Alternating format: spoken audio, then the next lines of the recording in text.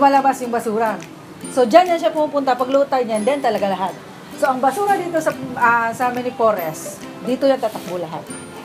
Oo. So, hindi yan siya pwede, kahit arawin natin maglinis, kahit ano, ganun talaga. Except lang, pinag-usapan namin yan sa mga meeting namin ng City Agri. Ano bang dapat? Kasi nga, ang mga nag-aano, yung mga coastal barangay, nag-aano sila sa kanilang basura.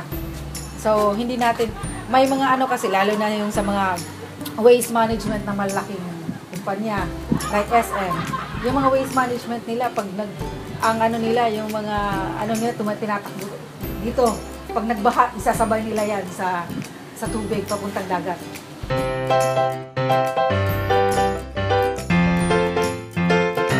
Kasi ang ano kasi natin is cultural issues. Hindi kagaya sa atin, na we're more cleanliness. Kanila kasi, wala silang cleanliness. So, basta sila, asa natapon. So, hindi kayo sa atin, medyo particular tayo sa cleanliness sa bahay. Pasukin mo yung area nila, baka maano ka doon. Kasi nagko-construction up din kami dito sa gilid before. With the Santa Ana Police Station. Pinasok din namin yan. Kasi lang hindi namin maano Kasi yan ang, kahit na sa dagat, may mga cultural differences din tayo in terms of pagpanguha ng isda.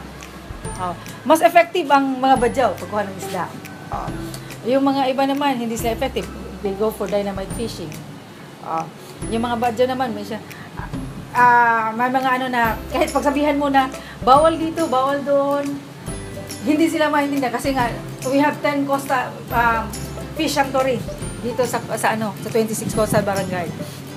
Kaya ang inaano namin na, wag lang pumasok sa fish sanctuary. Kasi doon nangingitlog ang isda lahat So, ang mga IPs natin, wala silang education Kahit na pabalik-balik din sila, yun ang problema din namin. Kagaya rin sa basura, kahit pabalik-balikin mo sila, ganun pa rin.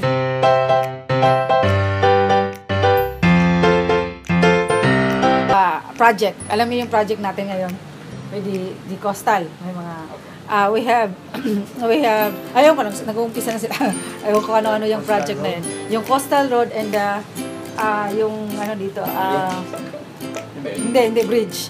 Parang island, 3 islands. Tama yung 3 islands ng ano. So dito mag-umpisa sa dito sa Santa Ana. And then medyo 2 kilometers o 1 kilometer from Luzon. Ito kukunin ito lahat. Lahat ng nasa coastal because of the coastal road.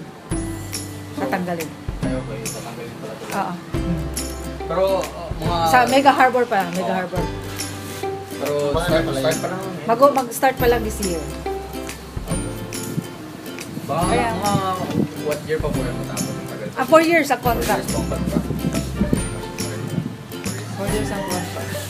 Alright, 2020. Mabutan.